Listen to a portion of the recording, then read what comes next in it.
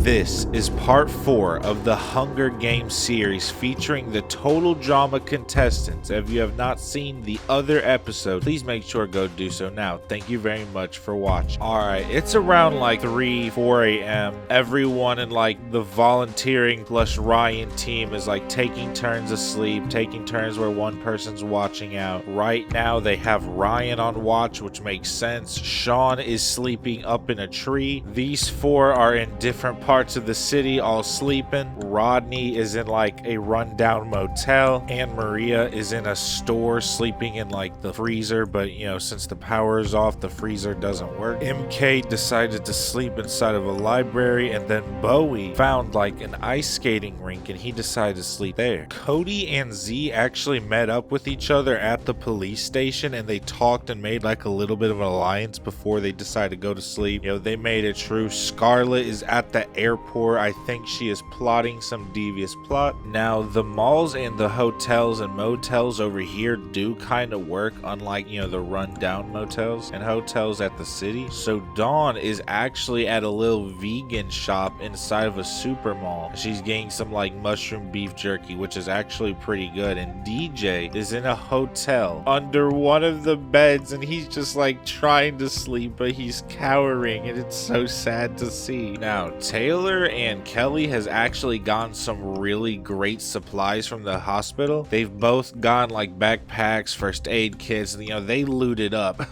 They looted. They're sleeping in hospital beds, and first thing in the morning they gonna go somewhere else. Now Courtney and Gwen have actually found each other in the prison, and they did get in a fighting stance, but they both decided like they really didn't want to fight to the death right now. That is not an enjoyable activity, believe it or not. So they're doing truce, you know, sleeping here because, you know, it'd be a little tougher to jump 2 people than it would be 1. And honestly, no deaths happen in the night. They all have a pretty good sleep, or at least those who are left. But in the morning, the vibe changes completely. All the volunteers are up and they have one goal this morning, and it's not breakfast. They want to thin the numbers as much as possible. So each of them are going to scour a different part and they must go clap somebody. Ennui is going to search the city. Scott has kind of nudged himself into like the prison area because he thought he saw Courtney there. Ryan is gonna go to the airport, where Scary Girl is going to go to the police station hoping to get some weapon. Now by the time Ennui has gotten to the city and Maria has kind of started to pack up and leave, she's going to the shopping mall, and Bowie he kind of wants some like first aid supplies, so he's going to the hospital real quick. Kelly and Taylor are instantly spooked because they're about to exit the hospital, and immediately Bowie comes in and they see each other. Bowie just kind of looks at them and he takes out some throwing knives, but he doesn't really want to kill, you know, a mom and a daughter, at least not right now. So he's like, yo, all right, I'ma chill. You guys are going to leave. Goodbye. And you know, they kind of do like a crab walk around each other, but eventually they just run, bro. They run. Now Ryan entering the airport, I feel like Scarlet immediately notices him, and so she you know presses open a back door to get out, and it does open, but it immediately sets off an alarm and she just runs. She runs all the way back to the city. She is not messing with it. The city is like the biggest place, so it is the easiest to hide in, because realistically these are all like diverts almost of the city. They're just kind of like miles away, but only a couple, maybe not even miles, like just like 5-6 blocks, something like that, except the mountain area and then the special cave. They are all, you know, miles away. Ryan, he sees the back door open, he looks, no one is there, and he's angry because he knows that someone just escaped. However, for Scary Girl, she goes into the police station and almost instantly catches Cody and Z. Cody is awake, you know, like putting on his shoes, and Z is still asleep, and Cody just screams. Z opens his eyes and he also screams because Z was scared of Scary Girl on his normal season, let alone Hunger Games type beat. So when she get her arm blade thing, she tries to slice Z, but he gets off his leg and uses that as like a shield, and like sparks fly. He starts using that as a weapon, hopping around. Cody just books it to the city. Z is able to actually he got a good baseball hit with his leg right over Scary Girl's head. She gets knocked down for a moment. He puts on his legs. He runs away. Now he runs very far away. Ryan is coming back. He hears the commotion. She's like, go after Cody. He went into the city. I'll get Buddy Boy. He just hit me. Now Bowie, he's hiding a little bit in a bush because he heard like screams and commotion, and then he sees Z is like running super fast. He gets a little bit worried, but he stays in the bush for like another like 20, 30, 40 seconds, and that was a good idea because Scary Girl is only like 30 seconds behind Z and she's gaining motion. He does not want to deal with that at all, so he leaves. Everyone is now going to the city trying to hide, but with everyone hiding, a few are bound to get found. He decides to go back to the skating rink because that's where he slept. He has a couple things there like food and water, and the skating rink kind of reminds him of home, or not home should I say, but it's a homey feeling because it's Raj,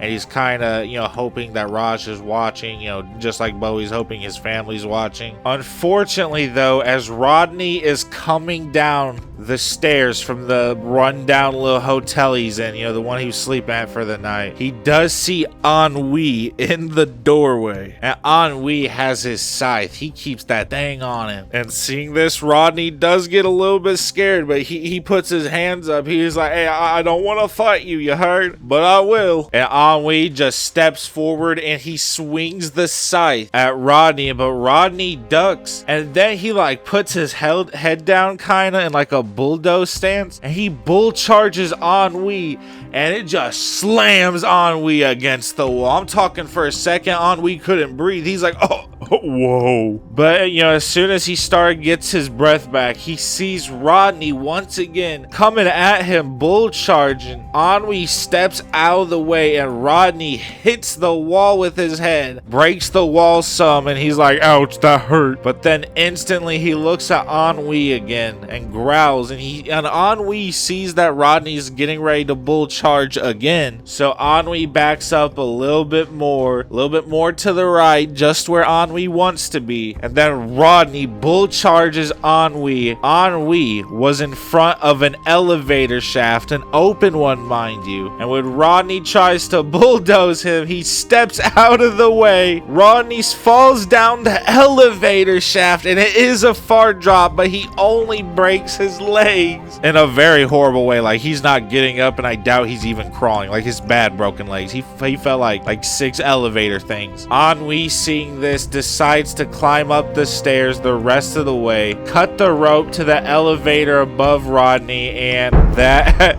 that does it in for the poor little guy. Now, Scott just came into the prison. He immediately stumbles on Courtney and Gwen, and they all kind of go wide bug eyes and fight stance, with each other, all looking at each other, starting to get like scared, anxiety, ready to fight. But then the cannon goes off, and hearing this, it kind of like resets their brain a little bit, and Scott's like, yeah, Courtney, Gwen, you two might really want to reconsider being here. They're gonna search all places. I'm gonna tell them I looked here and there was no one here, but they might double check. I'm telling you, you want to go to the mountains. We aren't searching that far yet, since there's nothing out there besides probably animals that'll kill you anyway. But I'm telling you, like, you can't trust people, bro. You two gotta like look out. I'm gonna go keep searching. Now Z is currently climbing a like kind of run down but pretty still kind of okay built Ferris wheel. He is climbing that thing.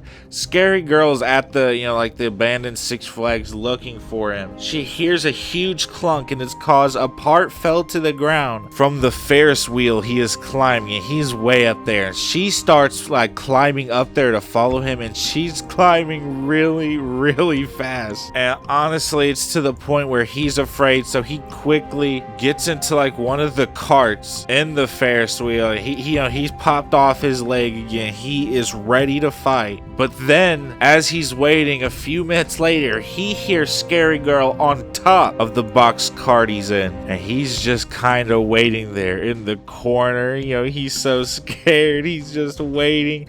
He's looking out the window that he's provided, waiting to see Scary Girl. But instead of seeing Scary Girl, he just starts seeing the view plummeting down. She unscrewed all of the thing. Oh, that is so terrible. That is like, bro, that's like a 300-400 foot drop or something like that, ain't it? Bro, you did him dirty, Scary Girl. He did not deserve that. And Maria was able to use her knife to open a lock to like one of the barber shops, and she is doing her makeup, her hair, she's doing all her cosmetics.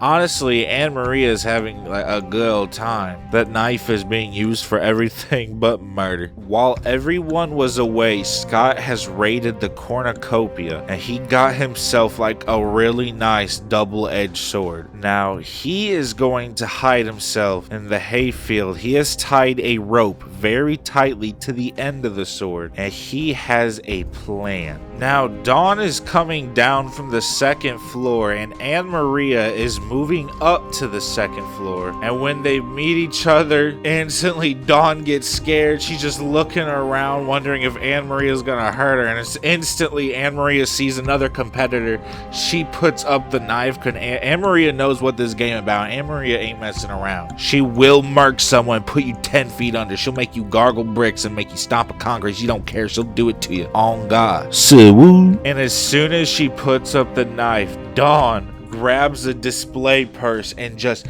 hits Anne Maria with it right over the head, instantly causing like a swollen eye, making her drop the knife, and she just runs away. Cody, kind of like MK, is in the city hiding. Like they trust survival and hiding rather than going to thin the numbers yourself, because there's plenty of people right now doing it for others. And Cody is trying to find Z. He heard 2 cannon shots, and he's very kind of afraid and horribly saddened and disappointed. And honestly, he's kind of PO'd. He watches Scarlett go in the ice skating rink, and then he slips by and goes back to the police station, hoping that Z might have returned. But unfortunately, it wasn't anything. No one, nothing. And so he just goes back in the police station, kind of hides himself a lot better this time, and just waits for, Z to come back, or maybe even Gwen. That really gets his hopes up. Bowie has actually decided to put on like some ice skates, and he is currently like skating, trying to do figure eights and all that. Whatever Raj has told him, whatever Wayne has taught him as well. They both trying to teach him, and he's very happy to be ice dancing. It almost makes him cry. But as he is slowly making a turn, all of a sudden Scarlett, rope around his neck, garrote wire style, just starts choking him out and then brings him to the ground. She kind of kneels, using as much force as possible on him, and he's trying to kick his legs out, and the ice skates just chew up through the ice, and the ice is slippery. He can't gain any traction. He's starting to it's kind of sad to see, really. But then suddenly he clenches his fist and reaches back there and punches behind him. First one hits her chin, she's not bothered. Second one hits her glasses, and a shard of glass goes into her eye, and she lets go of him. He gasps for air, and after a couple moments, he quickly stands up, and he just starts kicking Scarlett. And I ain't talking regular kicking. He has ice skates on. Every kick is a huge gash. He just kicking and kicking. I'm talking, he kicking her chest, he kicking her neck, he kicking her face, he kicking and kicking and kicking and kicking, and he just stomping her out. And he's like, this is for Raj, this is for Wayne. I don't know who else you might have murked if you murked someone, but this is for them. And he's kicking, he's kicking, he's kicking. Hey Scarlett, honestly, you attacked him, so this is on you, buddy. Congratulations, Sean, you are the last Pacatail Island member. Now Anne Maria runs to the city, and she's looking around for somewhere to like kind of hide, and then she sees Bowie come out, his entire bottom of his pants leg blood covered, his legs, soaked in blood, and this scares the shit out of her. She runs away into the forest. So Anne-Maria, frantic, she's scared, and she, as you might have guessed it, goes into the cornfield. And Sean ain't the murderous type. He just want to win this game low-key, and he was kind of hoping it'd be someone more dangerous coming into the field or whatever. But as soon as he hears anything, he swings that sword and immediately slices her stomach open. And Sean, hearing her, he finishes the job, doesn't want her in pain. He swung that sword around him with the rope on it. He had like max projectile range. Cody hates the sound of another cannon shot and still no Z. And once more, it is starting to get night out. The four all retreat, very happy with what's happened today.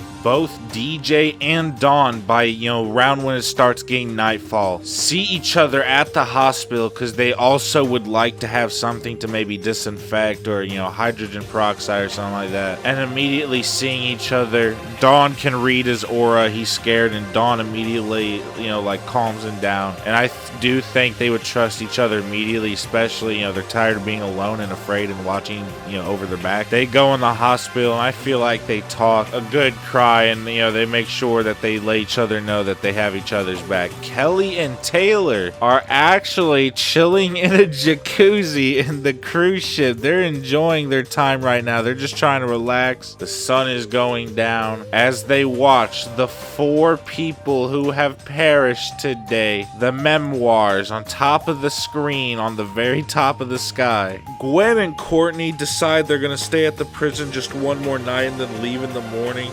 just like Scott suggested they should, and they're gonna try their best to go as far as possible. And Courtney is very much so leaning towards wanting to win this game. She is someone that would murder, but she also knows she needs alliances and people she can trust. So she might actually try and form something with Gwen and Scott. And as most people are starting to head to bed, starting to finally try and get some rest, Cody hears beeping in the sky, and it is a sponsor sent by you guys. He is very, very happy to see this, even though it was extremely saddening getting confirmation that Z died. So the sponsor is definitely helping him cheer up. And when he gets it, he has a huge grin on his face, seeing that it is a bomb. And there we have it. That is this episode. Should be only 2 more episodes left, and then we will see one winner crowned. It is almost there to the halfway mark. Thank you guys very much for watching. I hope you guys have liked this. Please comment down someone you believe will win. Any ideas, comment them down below, and I dare every single one of you, yes, you watching, to have